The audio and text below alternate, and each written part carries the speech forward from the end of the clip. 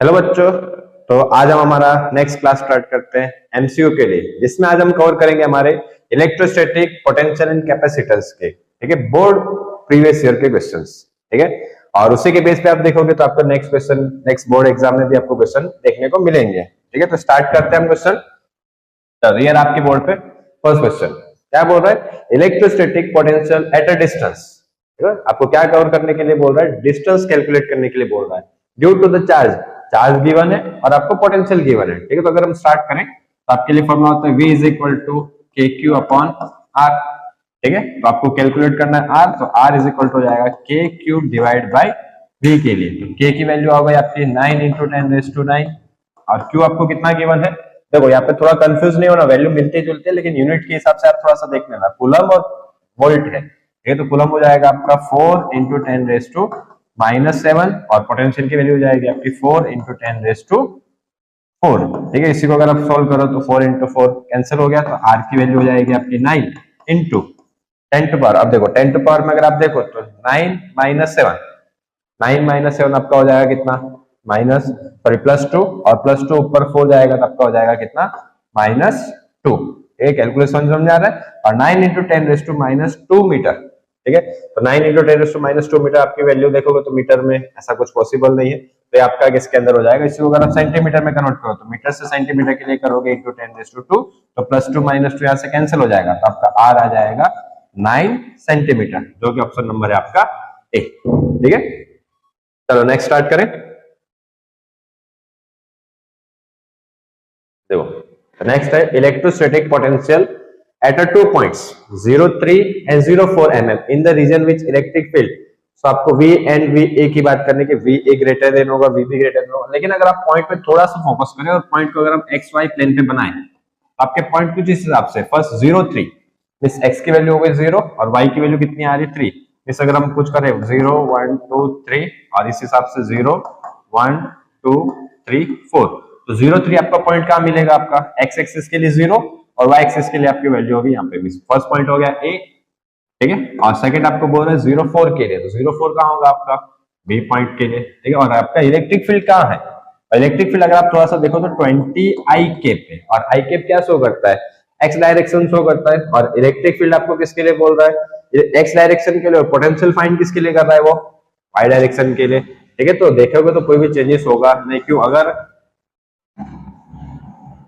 आप देख रहे हो यहाँ पे, ठीक है। तो अगर आप देखते हैं यहाँ पे हो जाएगा ये 0 और सेम पॉइंट है, तो इसकी इलेक्ट्रिक फील्ड की डायरेक्शन में कोई भी चेंजेस होगा नहीं, इलेक्ट्रिक फील्ड की डायरेक्शन में कोई भी चेंजेस नहीं हो रहा, इस पोटेंशियल में भी कोई चेंजेस नहीं होगा, तो पोटेंशियल कैसा रहेगा, सेम रहेगा, ठीक है। तो इसके लिए आपका ऑप्शन नंबर आएगा C, VA is equal to VB के लिए, ठीक है।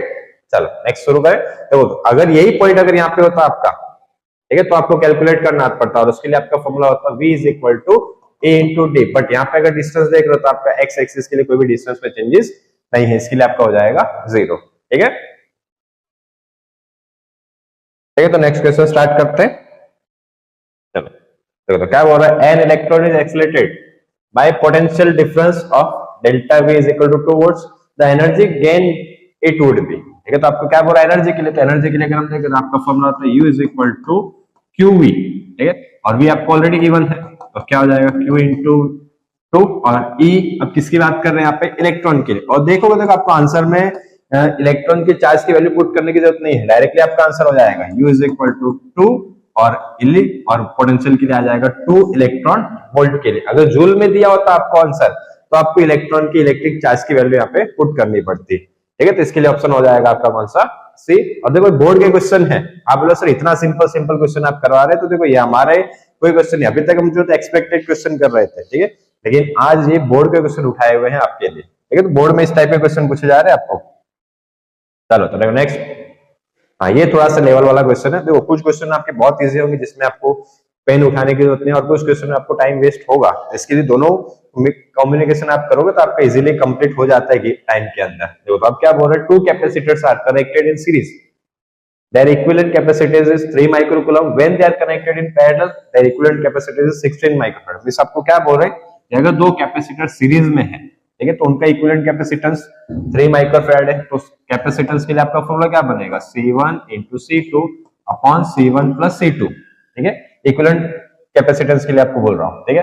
और दूसरा पैरेलल के लिए, तो पैरेलल के आपका फॉर्मूला बनेगा C1 प्लस C2। आपको क्या वैल्यू गिवन है, CS की वैल्यू आपको गिवन है 3 माइक्रोफेराड है, और पैरेलल के लिए आपको वैल्यू गिवन है 16 माइक्रोफेराड है, ठीक है। और अगर हम इक्विवेलेंट के लिए यूज करूं, इसका फॉर्मूला अगर यूज करें तो CS आपका हो गया 3 C1 C2, और C1 प्लस C2 की वैल्यू पैरेलल के इक्वल, तो पैरेलल कितना है आपका 16 माइक्रोफेराड है, ठीक है। तो C1 इंटू C2 की वैल्यू आपकी हो जाएगी 3 इंटू 16 48 माइक्रोफेराड। देखो तो लेकिन आपको इक्वेशन मिल रहा है, तो यहाँ से आप कैलकुलेट नहीं कर सकते कि C1 कितना होगा C2 कितना, लेकिन आप ऑप्शन में देख सकते हो कि C1 इंटू C2 का वैल्यू कितना होना चाहिए आपका 48। अगर ऑप्शन देखो फर्स्ट आपका आ रहा है 8 इंटू 8 64, 8 इंटू 16 वो भी नहीं होगा, 16 इंटू 1 वो भी नहीं होगा, तो आपके पास एक ही ऑप्शन होगा 4 इंटू 12 के लिए, ठीक है। तो जो आपका कितना हो जाएगा 48, ठीक है। चलो तो नेक्स्ट क्वेश्चन स्टार्ट करते हैं। चलो देखिए, चलो ठीक है। तो देखो क्या बोल रहे हैं, which of the following physical quantity has a unit. आपको यूनिट दिया और क्वांटिटीज दी है, तो अगर आप देखो तो फर्स्ट इलेक्ट्रिक फील्ड के लिए ऐसा कोई यूनिट आपके पास होगा नहीं। वेलोसिटी के लिए, तो वेलोसिटी के लिए डायरेक्टली आपका यूनिट होता है मीटर पर सेकंड, ठीक है। और रेजिस्टिविटी के लिए आपका ऐसा कोई फॉर्मूला होगा नहीं, ठीक है। तो आप एक बार मोबिलिटी के लिए हम चेक कर ले, तो मोबिलिटी के लिए आपका इक्वेशन होता है म्यू, ठीक, mu is equal to VD upon E. VD किसके लिए, ड्रिफ्ट वेलोसिटी, और आपका ई हो जाएगा इलेक्ट्रिक फील्ड के लिए, तो वेलोसिटी के लिए आपका यूनिट हो गया मीटर पर सेकंड। और इलेक्ट्रिक फील्ड के लिए आप थोड़ा सा देख सकते हो, तो आपने कल क्वेश्चन किए थे dv by dx, ठीक है। तो यहाँ से एक आपका यूनिट हो सकता है वोल्ट पर मीटर, ठीक है। तो एक लगा सकते हो वोल्ट पर मीटर, और इसको अगर आप सॉल्व करो तो मीटर इंटू मीटर ये हो जाएगा मीटर स्क्वायर, वोल्ट इनवर्स और सेकंड इनवर्स। तो एक इसका यूनिट है आपका मोबिलिटी के लिए, ठीक है। तो metre square volt inverse into second inverse, ठीक है। ऑप्शन नंबर ए यहाँ पे करेक्ट है, ठीक है। चलो तो नेक्स्ट क्वेश्चन देखें। देखो तो work done to move unit test charge on equipotential surface. अब पोटेंशियल वर्क डन के लिए अगर हम बात करें तो वर्क डन में पोटेंशियल एनर्जी आप बोल सकते हो, तो उसके लिए क्या यूनिट होगा आपका Q, सॉरी वर्क डन के लिए आपका होगा डेल्टा U। डेल्टा U मतलब Q इंटू डेल्टा V के लिए, ठीक है। अब डेल्टा U में कब चेंजेस होगा, अगर डेल्टा V होगा, और डेल्टा V मींस पोटेंशियल में जो चेंजेस है, लेकिन आपको बात किसके कर रहे हैं, इक्विपोटेंशियल के लिए, ठीक है। तो इक्विपोटेंशियल में पोटेंशियल में कोई भी चेंजेस नहीं होगा, अगर एक पॉइंट से अगर दूसरे पॉइंट में मूव करे तो डेल्टा V की वैल्यू हो जाएगी आपकी 0, और डेल्टा V अगर 0 है तो डेल्टा U 0 हो गया, डेल्टा U 0 तो आपका वर्क डन भी कितना हो जाएगा 0, तो जो कि ऑप्शन नंबर आपका आएगा सी, ठीक है। तो नेक्स्ट क्वेश्चन स्टार्ट करते हैं। देखो तो क्या बोल रहा है next question, if sigma is the surface charge density and epsilon not is the permittivity of a free space, then the magnitude of, आपको किसके लिए, इलेक्ट्रिक फील्ड के लिए आपको फॉर्मूला डिराइव करने के लिए बोल रहा है। तो इलेक्ट्रिक फील्ड के लिए अगर हम देखें तो सिंपल सा आपका फॉर्मूला होता है E is equal to KQ by R square, लेकिन अब आपको किसके फॉर्म में दिया हुआ है, सरफेस चार्ज डेंसिटी। तो सरफेस चार्ज डेंसिटी क्या होता है आपका, sigma is equal to Q by A, so Q is equal to आपका हो जाएगा सिग्मा इंटू A। अब Q की जगह अगर आप वैल्यू चेंज करो हो जाएगा K, और Q के लिए आ जाएगा sigma into A upon R square, ठीक है। तो K की वैल्यू हो जाएगी आपकी 1/4 pi epsilon not into sigma, और एरिया हो जाएगा आपका 4 पाई R स्क्वायर। स्क्वायर के लिए अगर आप देखो तो 4 पाई से और इंटू R स्क्वायर, 4 पाई से 4 पाई कैंसिल, R स्क्वायर से R स्क्वायर कैंसिल, तो आपका फाइनली होगा E is equal to sigma upon epsilon not, ठीक है। तो कोई भी स्फीयर कंडक्टर के लिए जो आपका इलेक्ट्रिक फील्ड है तो उसके लिए ऑप्शन नंबर हो जाएगा ए, सिग्मा अपॉन एप्सिलॉन नॉट, ठीक है। चलो तो नेक्स्ट क्वेश्चन देखें। देखो अब ये भी डायरेक्टली चीज है आपका।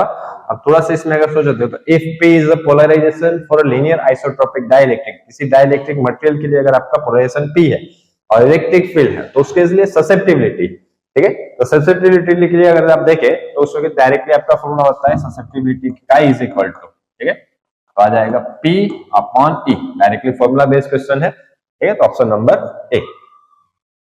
चलो नेक्स्ट देखें। देखो ये थोड़ा सा है और इसमें भी ज्यादा कुछ नहीं, सिंपल सी चीज है। व्हेन n कैपेसिटर्स, आप दो कैपेसिटर्स के लिए अगर सॉल्व करें तो किसके लिए, सीरीज के लिए, तो फॉर्मूला बनेगा C equivalent is equal to, और इक्वल कैपेसिटर लेते हैं C प्लस 1 बाई C, और इसको अगर आप सॉल्व करो तो हो जाएगा 2 by C, 1 upon C equivalent is equal to, C equivalent is equal to इसका इनवर्स, तो आपका आ जाएगा C बाई 2। अगर 2 कैपेसिटर उसके लिए हो गया C/2, 3 कैपेसिटर हो तो C/3, आपको किसके लिए बोल रहा है, n कैपेसिटर्स के लिए, तो क्या आ जाएगा आपका C/n, जो कि ऑप्शन नंबर है आपका C। ठीक है, चलो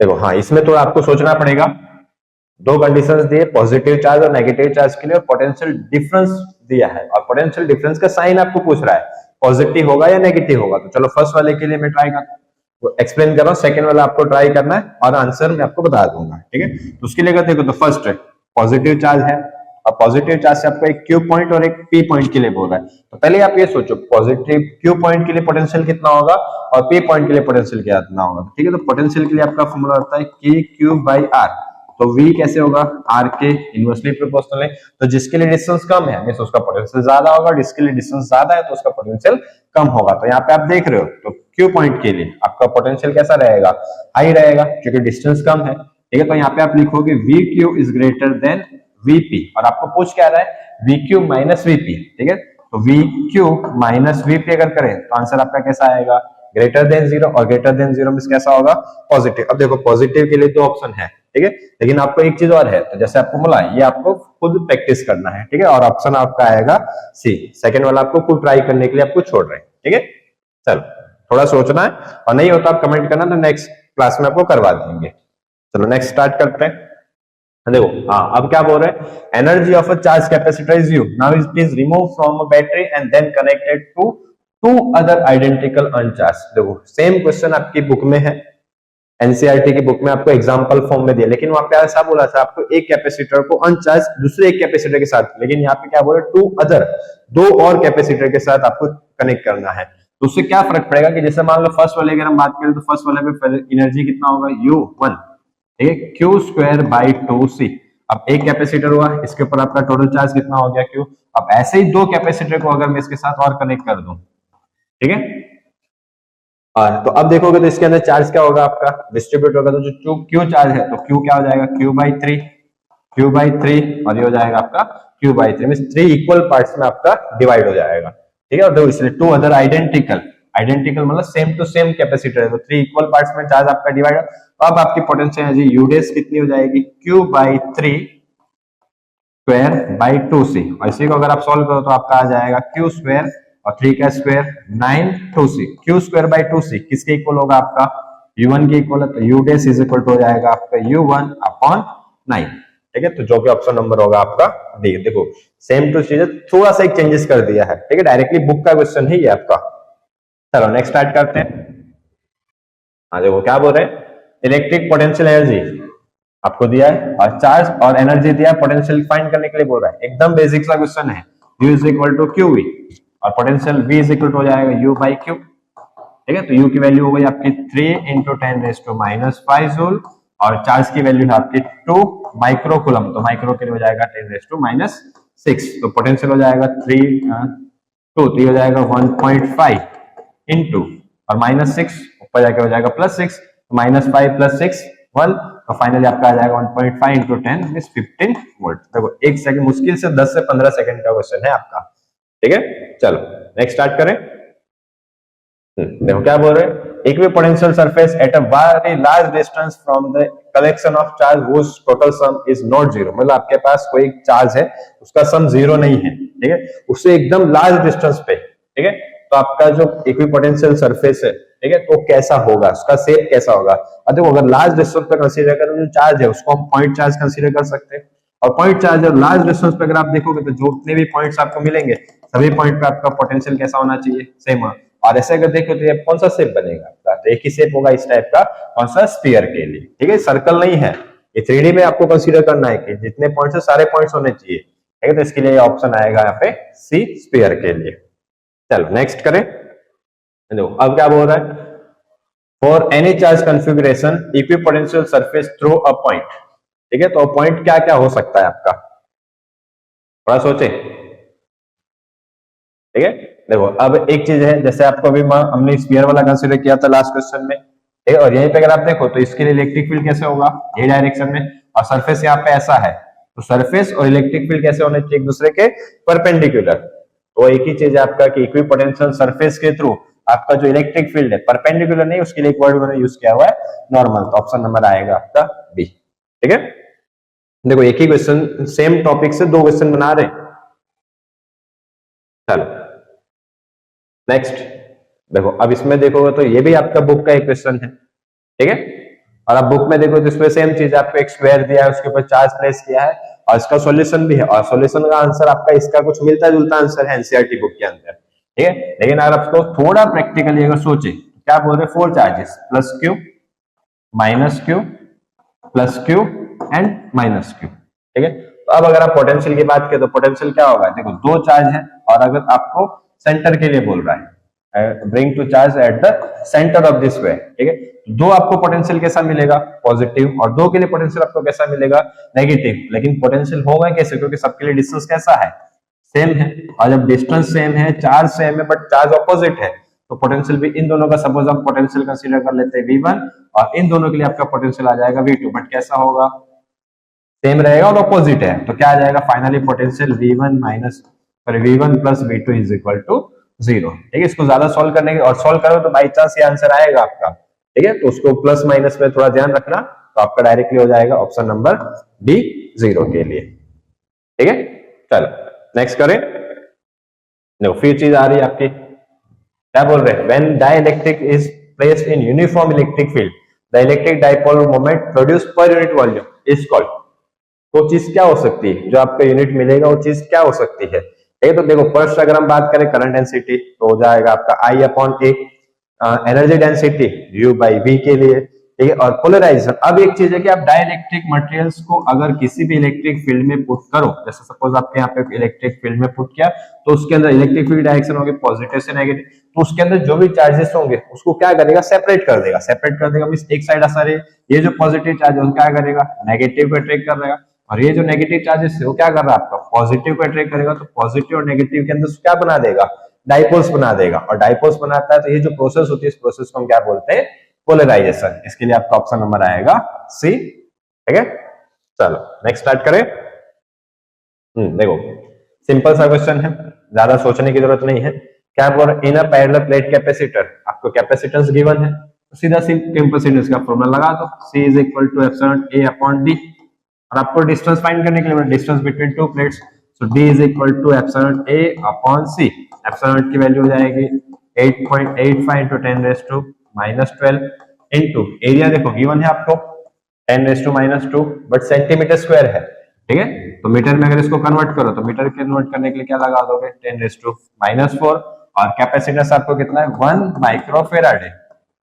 तो देखो कैलकुलेशन कुछ भी नहीं है, 5 सेकंड में आपका इजीली कंप्लीट कर सकते हो। 8.85 into 10 raised to -12 -2 -14 -4 -18 और -6 पर जाके हो जाएगा आपका +6, तो फाइनली आंसर हो जाएगा 8.85 into 10 raised to -12, जो कि ऑप्शन नंबर है आपका डी। ठीक है, चलो आ देखो, तो एक चीज और आ रही है, इलेक्ट्रोमोटिव फोर्स के लिए आपको डायमेंशनल फॉर्मूला पूछा, और हर स्लाइड पे हर क्लास के अंदर आपको एक डायमेंशनल फॉर्मूला का क्वेश्चन करवा रहे हैं, क्योंकि बोर्ड के क्वेश्चन है, हर बोर्ड के चैप्टर्स के अंदर आपको एक ना एक डायमेंशनल फॉर्मूला का क्वेश्चन मिलता है। तो आप किसकी बात कर रहे हैं, इलेक्ट्रोमोटिव फोर्स मतलब ईएमएफ, और ईएमएफ को हम किसके अंदर मेजर करते हैं, वोल्ट के अंदर।